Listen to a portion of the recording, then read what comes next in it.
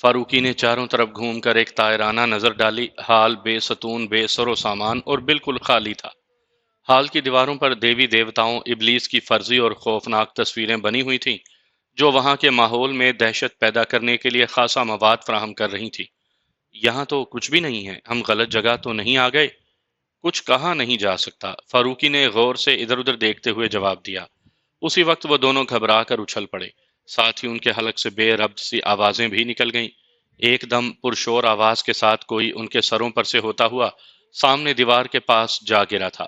ان کے دل اچھل کر حلق میں آ گئے۔ پھر جب انہوں نے سنبھل کر دیکھا تو دونوں کے ہونٹوں سے ایک ساتھ نکلا، شمروز خان!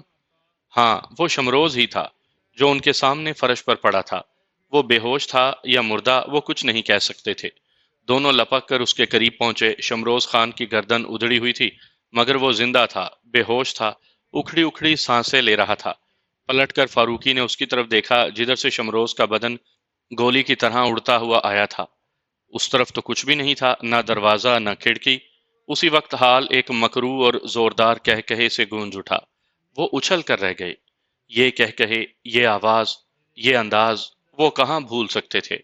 ہاں، وہ کلماشا کا دیوانگی بھرا طویل کہا تھا، جو آہستہ آہستہ مسلسل ہنسی میں تبدیل ہوتا جا رہا تھا۔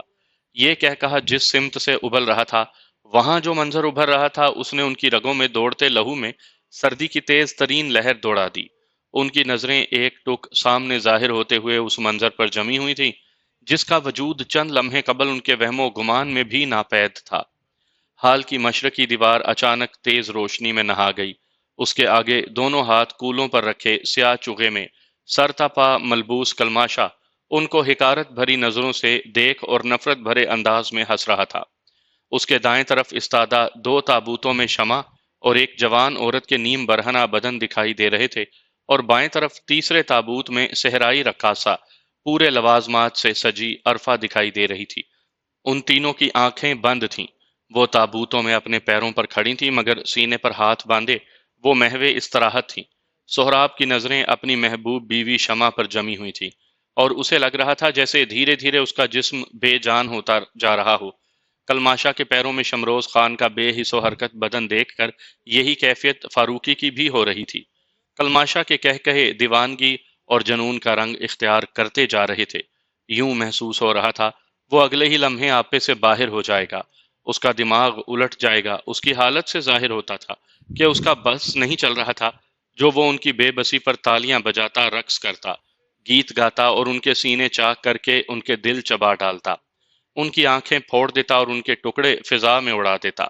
آہستہ آہستہ اس کا جنون تھما، کہوں کا تسلسل رک گیا، مگر اب بھی اس کے ہونٹ ہنسنے کے سے انداز میں پھیلے ہوئے تھے، اتنا زیادہ اور اتنا زور زور سے ہنسنے کے باعث اس کی آنکھوں میں پانی چمک آیا تھا۔ تو آخر تم آن پہنچے؟ بالآخر اس نے غرا کر کہا۔ ہاں کلماشا، فاروقی نے خود کو ماحول کے سحر سے آزاد کروانے کی کوشش کی۔ تم جانتے ہو ہمیں آنا ہی تھا۔ اسی وقت سہراب نے شمع کی طرف بڑھنا چاہا۔ رک جاؤ! ہاتھ دراز کر کے کلماشا نے جیسے اسے پیچھے کو دھکا دے دیا۔ اس کے خوفناک لہجے نے سہراب کے قدم من بھر کے کر دیے۔ ایک قدم بھی آگے بڑھے تو شہنشاہ ابلیس کا قہر تم پر یوں نازل ہوگا کہ تم جس کے بارے میں سوچ بھی نہیں سکتے۔ تم یہ مت سمجھو کہ یہاں تک اپنی کوشش سے آ پہنچے ہو۔ نہ نہ نہ، کلماشا نے جیسے نادان بچوں کو سمجھایا۔ یہ تو میرے ہیلے تھے جو تم کو کھلاتے رہے اور راستہ دیتے رہے۔ شوبدہ گر ہو تو کلماشا! فاروقی سہراب کو بازو سے تھام کر پھر اپنے پاس کھینچ لایا۔ اور ہم شوبدوں کے کھلاڑے نہیں ہیں؟ کیا؟ کلماشا کے منہ کا ذائقہ بگڑ گیا۔ تم میری طاقت کو شوبدہ گری کا نام دے رہے ہو؟ نام نہیں دے رہا، تم مان لو کلماشا کہ وہ سب اور یہ سب کچھ، فاروقی نے تابوتوں کی جانب اشارہ کیا، محض شوبدہ گری ہے۔ اگر تم ہمیں روک سکتے تو کب کا روک چکے ہوتے۔ خوف اور دہشت کے مصنوعی حملوں سے ہمیں ڈرانے اور بھگا دینے کا ارمان تمہارے دل میں رہ گیا ہوگا۔ بہرحال تم اصل معاملے کی طرف آؤ، فاروقی نے بڑے تحمل سے کہا۔ کلماشا نے ان دو معمولی سے انسانوں کو بڑی گہری نظروں سے دیکھا۔ وہ جانچنا چاہتا تھا کہ ان کے دل لوہے کے کس قبیل میں ڈھلے ہیں کہ ان میں خوف ابھی تک جگہ پکی نہیں کر سکا۔ وہ باری باری ان کو کتنی ہی دیر تک گھورتا رہا، مگر جب وہ کسی نتیجے پر نہ پہنچ سکا تو جھلا سا گیا۔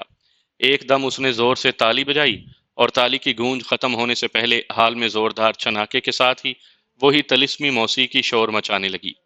دف پر تھاپ کی مسلسل ضربوں اور گھنگروؤں کے ساتھ پازیب کی جھنکار نے وہی پرانا صحرائی گیت چھیڑ دیا جو چند لمحوں کے بعد ان کی موت کا گیت معلوم ہونے لگتا تھا۔ اس میں تاثر ہی کچھ ایسا تھا کہ سننے والا خود کو صحرا کی چاندنی رات کا مسافر محسوس کرتے کرتے دہشت کی آنگن میں جا کھڑا ہوتا تھا۔ تصور کی آنکھ اسے ایک نوجوان، رسیلی اور چھلکتے شباب کی مالک رقاصہ کے مدہوش رقص کا نظارہ کراتے کراتے یوں بے خود کر ڈالتی کہ غنودگی اس کے رگو پے میں زہر بن کر اتر جاتی۔ یہ غنودگی خوف اور مسلسل خوف کی تڑپ سے اسے بے حال کر دیتی، اور اس کا جی چاہتا یہی رقص اور موسیقی اسے زندگی کی باہوں سے چھین کر خود فراموشی کے حوالے کر دے۔ یہ خود فراموشی وہ موت تھی جسے وہ ہنس کر گلے لگا لینا چاہتا تھا۔ مگر آج اس موسیقی اور رقص کے احساس کے ساتھ کچھ اور بھی تھا جس نے پر اسرار حال کی سریت میں بے پناہ اضافہ کر دیا تھا۔ خاموش، لمبے لمبے سرخ چگوں میں سر تا پا چھپے ہوئے طلسم ہوش ربا کے پتلوں جیسے کچھ انجانے وجود حال میں قطار در قطار داخل ہو رہے تھے اور ہاتھ سینے پر باندھے پرے بناتے جا رہے تھے۔ دنیا و مافیا سے بے خبر وہ لبادہ پوش یوں چل رہے تھے جیسے ہوا میں تیر رہے ہوں۔ فاروقی نے ان کو گنا، وہ کل 13 افراد تھے۔ اب یہ اسے معلوم نہیں تھا کہ ان لبادوں کے اندر مرد ہیں یا عورتیں۔ بہرحال وہ کل 13 نفوس تھے جو دیوار کے ساتھ ساتھ پھیل گئے اور اب سر جھکائے بے حس و حرکت یوں کھڑے تھے جیسے پتھر کے بت ہوں۔ کلمہ شاہ نے اپنے سر سے چوغے کی ٹوپی پیچھے کمر پر ڈھلکا دی تھی۔ اب اس کا بوڑھا چہرہ صاف دکھائی دے رہا تھا۔ اس کی سفید لمبی داڑھی سینے پر جھول رہی تھی۔ سر کے لمبے بال لٹوں کی صورت میں گندے ہوئے اس کے کانوں کو ڈھانک رہے تھے۔ چند لمحوں تک وہ ان 13 سرخ لبادہ پوشوں کو دیکھتا رہا، پھر اس نے رخ پھیرا اور چل کر عین درمیان میں آ گیا۔ اس نے دونوں ہاتھ بلند کیے اور دیوار کی طرف منہ کر کے گھٹنوں کے بل جھک گیا۔ اے میرے شہنشاہ! اس کی بھاری بھرکم آواز نے حال میں عجیب منحوس سا ارتعاش پیدا کیا۔ تیرا غلام، تیرا پجاری، تیرے اندھیروں، تیری نحوستوں اور تیری لعنتوں سے دامن بھر لینے کو بے قرار ہے۔ میری پوجا، میرے سودے کا عوض مجھے دینے میں دیر نہ کر۔ میں اپنے بچے کی پیدائش کے اس مرحلے پر تیری مدد کا طلبگار ہوں، جبکہ میری آرام کا انتظار میں رک جانے والی طاقتوں اور قوتوں کو تیری مہمیز کی ضرورت ہے۔ میرے مالک، میں نے 2 صدیوں تک اس لمحے کا انتظار کیا ہے۔ آج میری ساری نامرادیوں کو سمیٹ لے، میری جھولی میں امر ہو جانے کی ماورائی طاقت ڈال دے۔ میرے بچے کو دنیا شیطانیت کا بے تاج بادشاہ اور مجھے اس کا خوشہ چین بنا دے۔ مجھے طاقت دے، مجھے طاقت دے۔ مجھے اجازت دے کہ میں ان 2 عورتوں کے بدن میں پرورش پانے والے بچوں کے گوشت اور خون کو اپنے ہونے والے بچے کی خوراک بنا دوں۔ میرے شہنشاہ اپنی ظلمتوں کو آزاد کر دے، اپنی خباثتوں کی زنجیریں کھول دے کہ میں ایک بار پھر تیری بدی کی سلطنت کا وہ عظیم مہرہ بن جاؤں جس کے نام سے کبھی تیری سلطنت ابلیسی کے بڑے بڑے دلاور کانپتے تھے۔ میرے مالک، میری عرض قبول کر اور میری قربانی اپنے منحوس سائے دراز کر دے، دراز کر دے، دراز کر دے۔ آخری الفاظ کے ساتھ کلمہ شاہ کی آواز اتنی بلند اور فلک شگاف ہو گئی کہ سہراب اور فاروقی کو کانوں پر ہاتھ رکھ لینا پڑے۔ جو ہی اس نے آخری الفاظ تیسری بار ادا کیے، حال میں ایک چھناکا ہوا، موسیقی تھم گئی، رقص نے ہچکی لے کر تصوراتی دنیا میں دم توڑ دیا۔ دف بے جان ہو گیا، ایک مکروس اکراہ نے حال میں جنم لیا اور کلماشا فرتے مسرت سے چیخ اٹھا، شہنشاہ، میرے شہنشاہ، اور سجدے میں گر گیا۔ دوسرے ہی پل وہ اٹھا، پلٹا، فاروقی اور سہراب کی جانب دیکھے بغیر اس نے سامنے کھڑے 2 لبادہ پوشوں کو اشارہ کیا۔ وہ بجلی کی سی تیزی سے پلٹے، پھر جیسے ہوا میں تیرتے ہوئے وہ برق کے لپکے کی طرح فرش پر پڑے شمروز کے پاس پہنچے۔ اس کے بے حس و حرکت جسم کو کسی ہلکے پھلکے کی طرح ہاتھوں میں اٹھایا اور اسی اڑنے کے انداز میں واپس ہو گئے۔ چبوترے کے پاس پہنچ کر انہوں نے شمروز کا بدن لہرا کر یوں کلماشا کی طرف پھینکا جیسے وہ کوئی وزن ہی نہ رکھتا ہو۔ پھر دوسرا منظر اور بھی عجیب اور دہشت ناک تھا، جب کلماشا نے فضا میں اڑتے آتے شمروز کے بدن کو چھوئے بغیر خنجر سے اس کی گردن الگ کر کے رکھ دی۔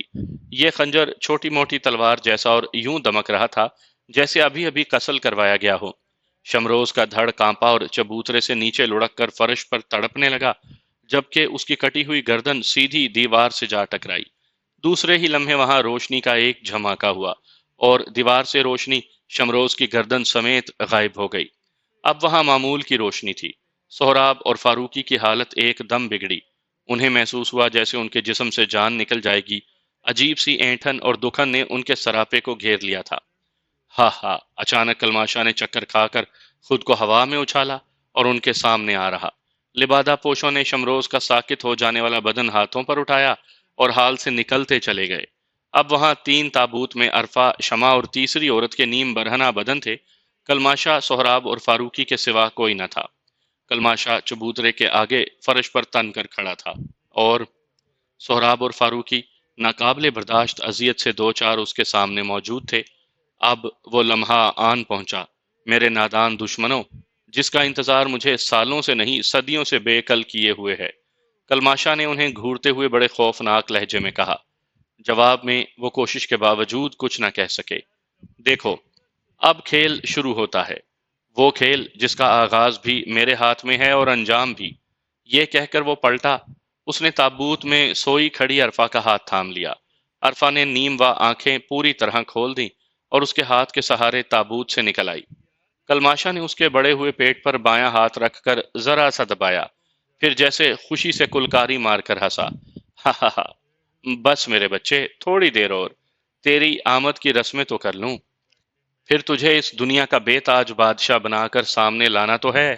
ہاں، لانا تو ہے، ذرا ٹھہر، بس ذرا دیر اور۔ اس نے عرفہ کو فرش پر اپنے سامنے کھڑا کر لیا۔ وہ جیسے اپنے ہوش و حواس سے بیگانہ تھی۔ اسے کچھ علم نہیں تھا کہ وہ کس دنیا میں ہے۔ اس کے سانولے سانولے خوبصورت جسم پر وہی صحرائی رقاصہ کا نیم سطر پوش لباس تھا۔ بازوؤں اور گلے میں زیورات جڑاؤ ہار، کلائیوں میں پھولوں کے گجرے، سر پر ہیروں کا تاج، پاؤں میں کھٹکتی پازیب اور ہونٹوں پر مسی۔ وہ چلتی پھرتی قیامت تھی۔ عرفہ، کلماشا نے اس کا چہرہ ہاتھوں کے پیالے میں لے لیا۔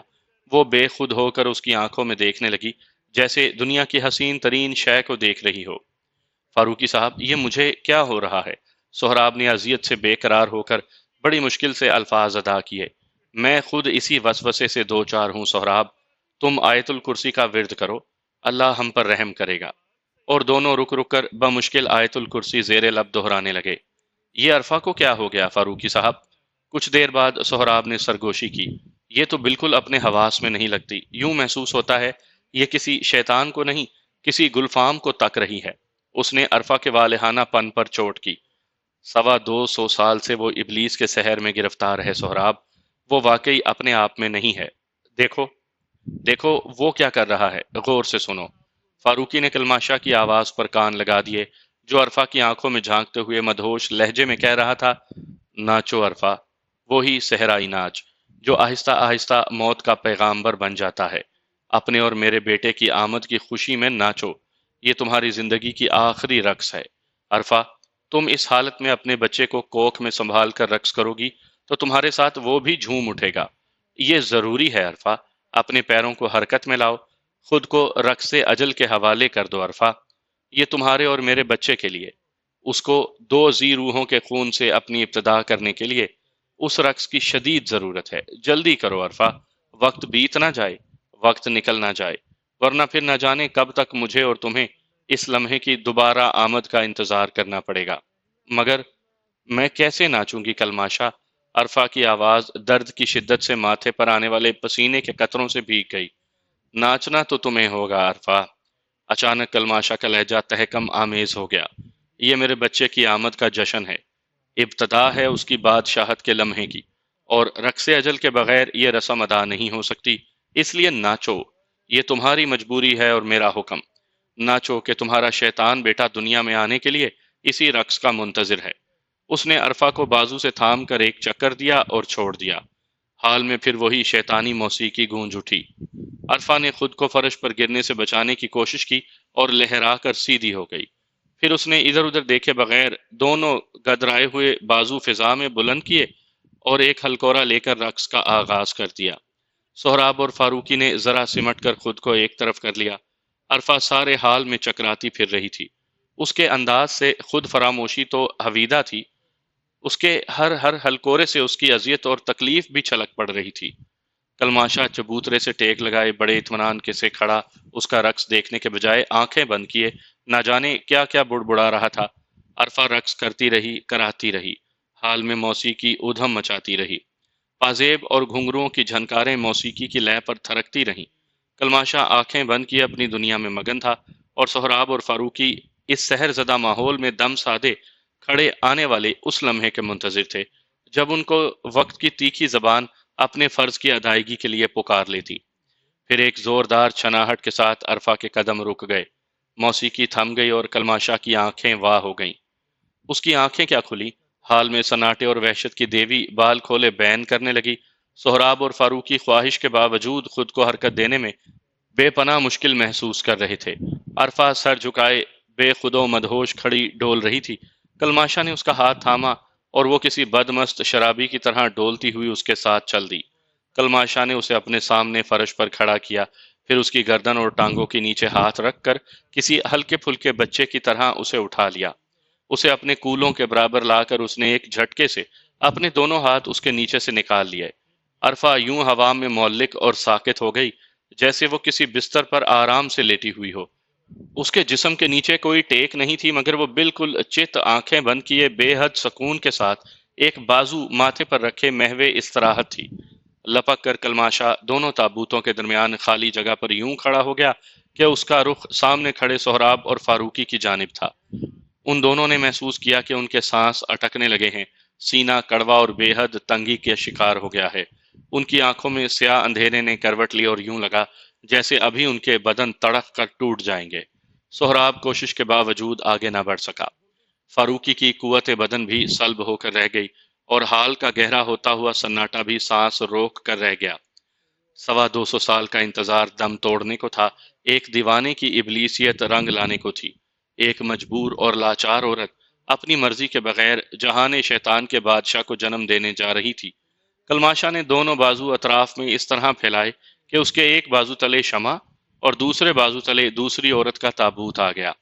پھر اس نے کچھ کہنے کے لیے اپنے لب واہ کیے ہی تھے کہ حال کے دم بخود سناٹے میں ایک چنگاڑ نے جنم لیا۔ کلماشا رک جا، بس تیرے انجام نے آنکھیں کھول دیں۔ یہ چنگاڑ، یہ دھمکی، یہ حکم، یہ آواز کلنگا کی تھی۔ کلنگا، عرفہ کی ماں، ایک دکھیاری ماں، ایک پاگل ممتا، جس نے 250 سال کرب کے ایک طویل صحرا میں دن رات چلتے چلتے ریاضت کے ان گنت چھالوں سے دامن بھر رکھا تھا۔ سہراب اور فاروقی نے یوں محسوس کیا جیسے ان کے بدن ایک بار پھر کسی انجانی قید سے آزاد ہو گئے ہوں۔ انہوں نے چونک کر اس سمت دیکھا جدھر سے یہ آواز، یہ جاں فرا آواز ابھری تھی۔ حال کے درمیان میں ان کے دائیں ہاتھ کلنگا کھڑی کلماشا کے حیرت اور تیش سے بگڑ کر رہ جانے والے منحوس چہرے پر لعنت کے گہرے ہوتے ہوئے سایوں کو دیکھ رہی تھی۔ مگر حیرت کی بات یہ نہیں تھی کہ کلنگا وہاں اچانک ہی کسی خودرو پودے کی طرح کیسے اگ آئی تھی۔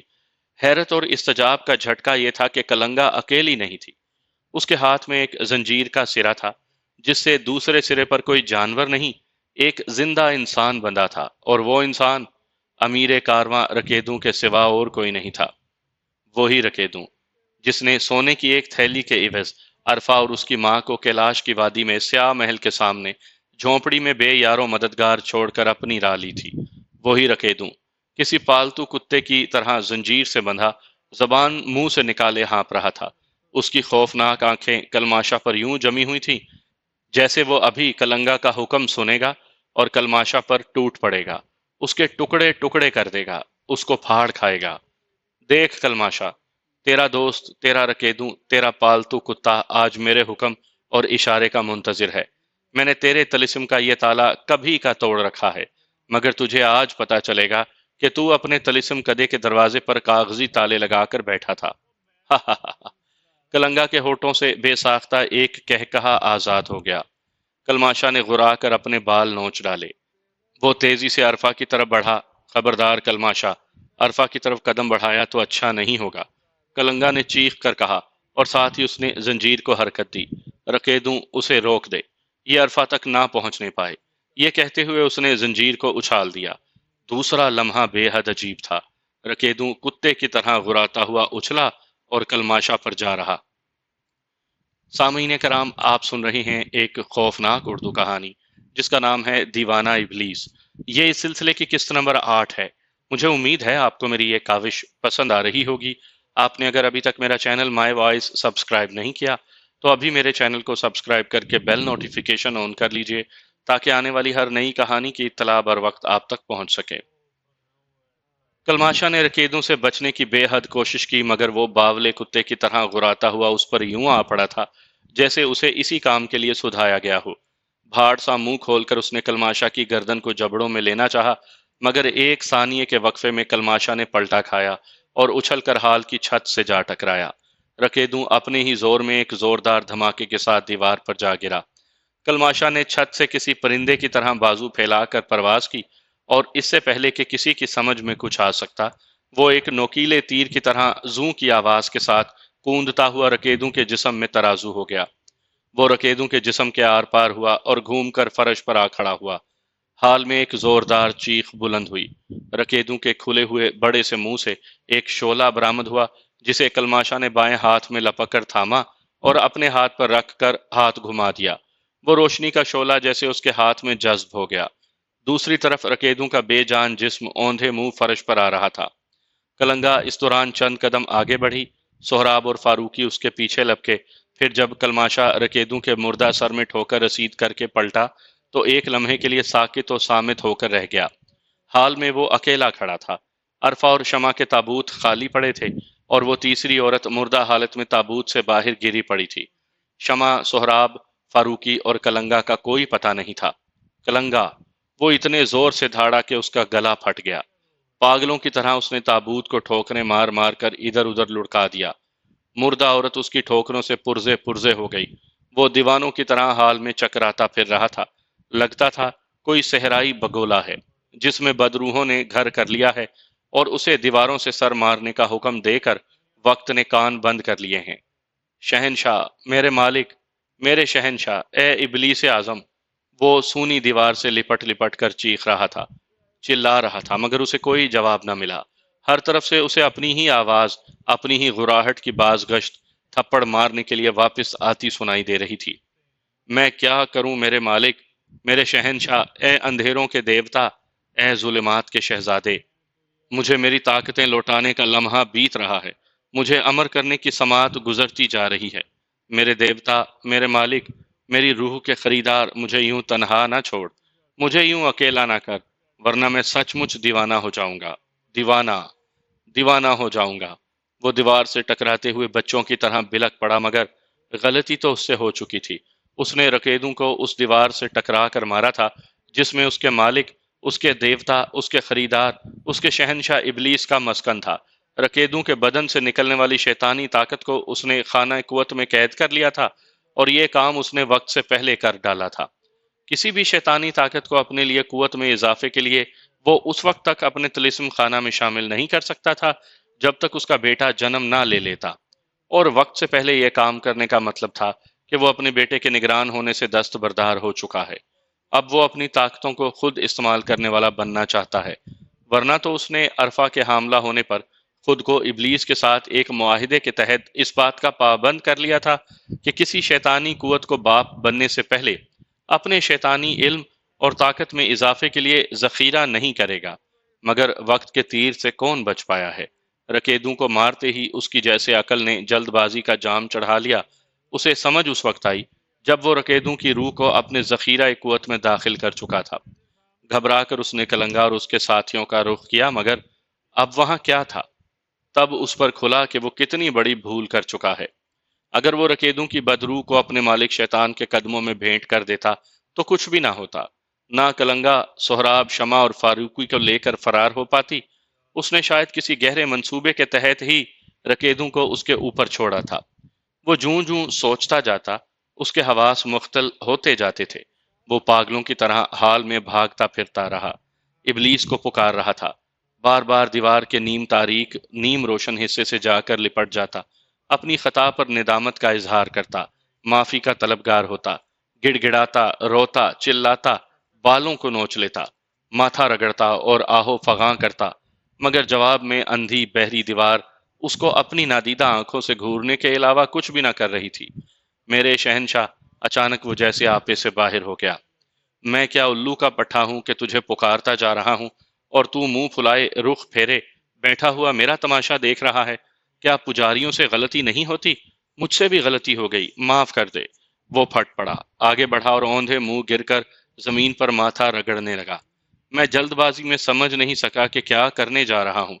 اب جو ہو گیا سو ہو گیا۔ میری عمر بھر کی ریاضت اور عبادت، پرستش اور پوجا کے بدلے اتنی خطا تو معاف کر سکتا ہے تو میری، اور اگر نہیں تو پھر ٹھیک ہے۔ اس کا دماغ بالکل ہی الٹ گیا۔ میں بھی دیکھ لوں گا کہ کیا ہوتا ہے اور میں کیا کر سکتا ہوں۔ میں تیرے ہاتھ اپنی روح کو بیچ کر بھی خالی ہاتھ ہی رہوں تو مجھ پر لعنت اور تجھ پر۔ وہ کہتے کہتے رک گیا، اٹھ کھڑا ہوا، پیچھے ہٹا۔ اس کی حالت باولے کتے کی سی ہو رہی تھی، منہ سے کف نکل رہا تھا، مٹھیاں بھینچی ہوئی تھیں، چہرہ بگڑ کر کسی خبیث جانور کا سا ہو گیا تھا، اور آواز میں مسلسل غراہٹ اسے غیر انسانی مخلوق کا روپ دے رہی تھی۔ میں تیرے منہ پھیر لینے سے اتنا کمزور تو نہیں ہو گیا کہ ان کمزور انسانوں کے ہاتھوں شکست کھا جاؤں۔ ہاں، شکست ہوئی مجھے تجھ پر بھروسہ کر کے۔ اگر میں خود اپنی طاقت کے بل پر لڑ رہا ہوتا تو کبھی یوں مار نہ کھاتا۔ وہ بڑی بوڑھیوں کی طرح تانوں پر اتر آیا۔ مگر اب میں خود لڑوں گا۔ میں پاگل تھا، دیوانہ تھا کہ تیری طاقت، تیری خباثت کے دلاسے پر اعتماد کر کے رہ گیا۔ ہاں، دیوانہ تھا میں، دیوانہ۔ وہ بڑبڑاتا ہوا پلٹا اور ہال کے اس حصے کی طرف بڑھا جس میں موجود چوبی دروازہ آہستہ آہستہ اپنی جگہ چھوڑ رہا تھا۔ دروازے کے قریب پہنچ کر جوں ہی اس نے ہاتھ بڑھا کر اس کے پٹ پوری طرح کھولنا چاہے، اس کے منہ پر ایک زوردار گھونسا پڑا اور وہ ڈکراتا ہوا پیچھے کو الٹ گیا۔ لڑک کر وہ کتنی ہی دور جا گرا۔ اس نے مغلظات بکتے ہوئے خود کو سنبھالا اور اٹھ کر دروازے کی طرف لپکا جو پوری طرح کھل چکا تھا۔ پھر اچانک جیسے کلماشا کے قدموں کو زمین نے جکڑ لیا۔ کھلے ہوئے دروازے میں کھڑے وجود کو دیکھ کر اس کا چہرہ پہلے سے بھی زیادہ لعنت کا شکار ہو گیا۔ تم؟ حیرت اور طیش نے اس کا چہرہ سیاہی سا کالا کر دیا۔ ہاں میں۔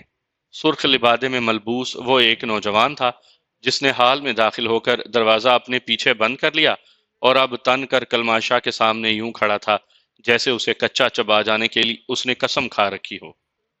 میرے راستے سے ہٹ جا سنتور، میں اس وقت پاگل ہو رہا ہوں، کلماشا نے اسے دھمکاتے ہوئے کہا اور آگے بڑھنا چاہا۔ میں کہاں تیرے راستے میں آیا ہوں کلماشا، تو میرے راستے میں آیا تھا، یاد کر۔ سنتور نے انگلی اٹھا کر اسے تنبیہ کی۔ اور رہی یہ بات کہ تو پاگل ہو رہا ہے تو یہ غلط ہے۔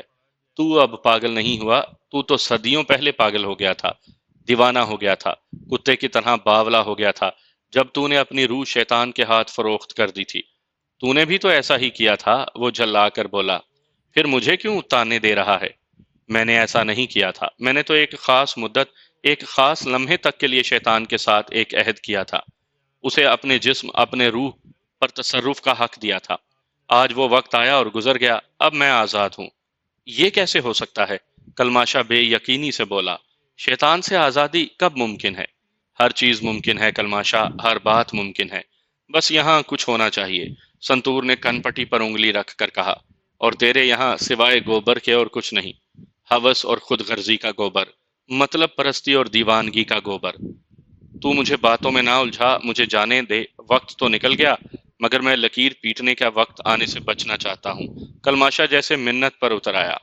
کیسے جانے دوں تجھے؟ میں نے اپنی زندگی کے بہترین سال ابلیس کو دان کر دیے، تو کیا صرف اس لیے کہ تجھے کامیاب ہو جانے دوں؟ نہ کلماشا، میں تجھے عرفہ کے پیچھے جانے دوں تاکہ تو اس کو تباہ و برباد کر دے؟ یہ میرے ہوتے تو ناممکن ہے۔ سنتور نے ہاتھ اٹھا کر بڑے تحکم سے کہا۔ عرفہ سے تیرا کیا تعلق ہے؟ کلماشا آپے سے باہر ہو گیا۔ وہی تعلق کلماشا جو بدن کا روح سے ہے، زمین کا بارش سے اور سمندر کا ہوا سے ہوتا ہے۔ وہ میری محبت تھی اور ہمیشہ رہے گی۔ کیا؟ کلماشا کا منہ حیرت سے کھلے کا کھلا رہ گیا، پھر جیسے وہ پرسکون ہوتا چلا گیا۔ اس کی ساری دیوانگی، سارا طیش ایک دم فرو ہو گیا۔ اس نے بڑی گہری نظروں سے سنتور کو دیکھا۔ یہ کب کی بات ہے سنتور؟ اب وہ بولا تو اس کی آواز میں بے حد ٹھہراؤ تھا۔ جب تو اسے لے کر سیاہ محل کے تہہ خانے میں بند ہو گیا تھا، تب میں نے ابلیس کی مدد لی، اسے پابند کیا کہ وہ آج کی ساعت تک مجھے اپنی غلامی میں لے لے، اور جو ہی یہ ساعت ظاہر ہوگی، جب تو عرفہ کو ماں بننے کے عمل سے گزارے گا، تب میرا اور اس کا معاہدہ ختم ہو جائے گا، میں آزاد ہو جاؤں گا۔ 250 سال میں نے عرفہ کی محبت میں خاموش رہ کر گزار دیے کلماشا۔ میں اسے تب سے پیار کرتا ہوں جب سے وہ امیر رقیدوں کے قافلے کے ساتھ صحرا صحرا گاؤں گاؤں رقص کرنے کے لیے شامل ہوئی تھی، اور تو شاید نہیں جانتا کہ میں امیر رقیدوں کا چھوٹا بھائی ہوں۔ اچھا؟ کلماشا نے حیرت کو آنکھوں میں ابلنے نہ دی۔ یہ میرے لیے انکشاف ہے، دوسرا انکشاف۔ میں نے بارہا چاہا کہ اس پر اپنی محبت ظاہر کر دوں، مگر ہمت نہ ہوئی۔ وہ اتنی سرکش اور مرضی کی مالک تھی کہ میں زبان کھول ہی نہ سکا۔ پھر جب تو نے اسے اپنے سحر کے جال میں جکڑ کر بے آبرو کرنا شروع کیا تو میں پاگل سا ہو گیا۔ میں سیدھا سادہ آدمی تیری خبیث طاقتوں کا مقابلہ کیسے کرتا؟